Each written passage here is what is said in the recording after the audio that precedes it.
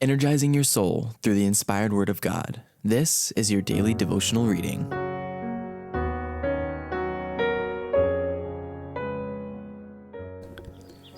Our Daily Bread, the Bible and the French Revolution, June 5th. France declared Christ an impostor and a wretch.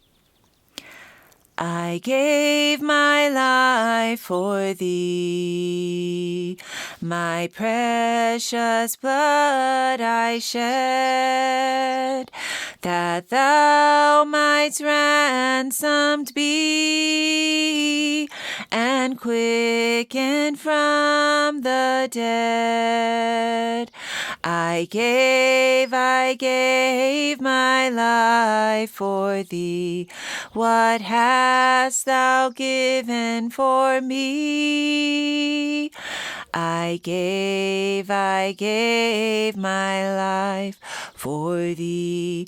What hast thou given for me?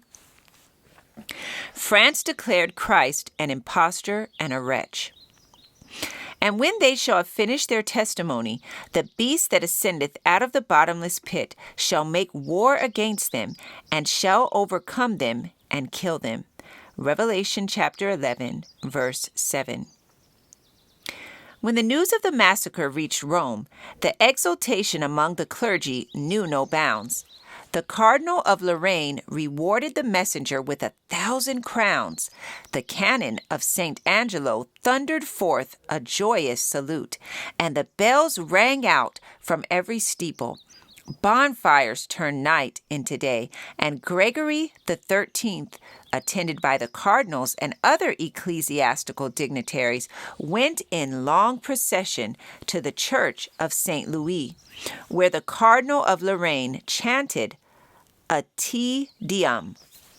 A medal was struck to commemorate the massacre, and in the Vatican may still be seen 3 frescoes of Vasari describing the attack upon the admiral, the king in council plotting the massacre, and the massacre itself. Gregory sent Charles the Golden Rose, and 4 months after the massacre, he listened complacently to the sermon of a French priest who spoke of that day so full of happiness and joy when the Most Holy Father received the news and went in solemn state to render thanks to God and Saint Louis. The same master spirit that urged on the St. Bartholomew massacre led also in the scenes of the Revolution. Jesus Christ was declared to be an impostor, and the rallying cry of the French infidels was, "Crush the wretch," meaning Christ. Heaven-daring blasphemy and abominable wickedness went hand in hand, and the basest of men, the most abandoned monsters of cruelty and vice, were most highly exalted. In all this, supreme homage was paid to Satan, while Christ, in his characteristics of truth, purity, and unselfish love, was crucified.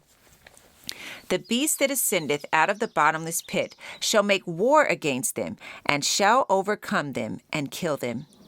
The atheistical power that ruled in France during the Revolution and the Reign of Terror did wage such a war against God and His holy word as the world had never witnessed. The worship of the deity was abolished by the National Assembly.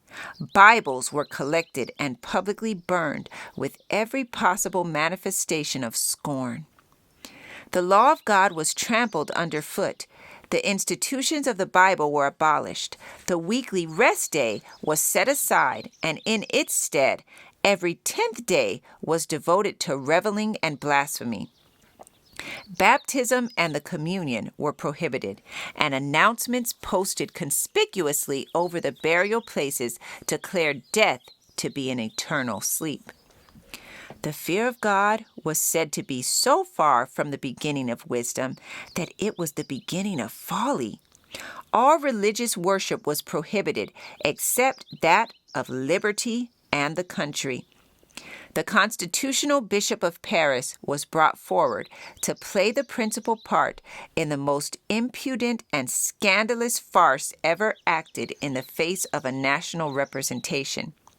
He was brought forward in full procession to declare to the convention that the religion which he had taught so many years was in every respect a piece of priestcraft which had no foundation either in history or sacred truth.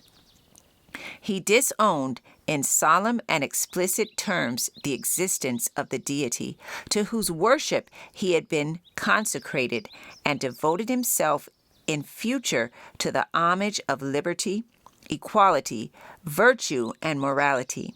He then laid on the table his episcopal decorations and received a fraternal embrace from the president of the convention. Several apostate priests followed the example of this prelate. This passage was taken from the Great Controversy, pages 272 through 274. Our Daily Bread. The protest continues. I encourage you to be ye doers of the word and not hearers only. Thank you for listening, and be sure to join us tomorrow for your daily devotional reading.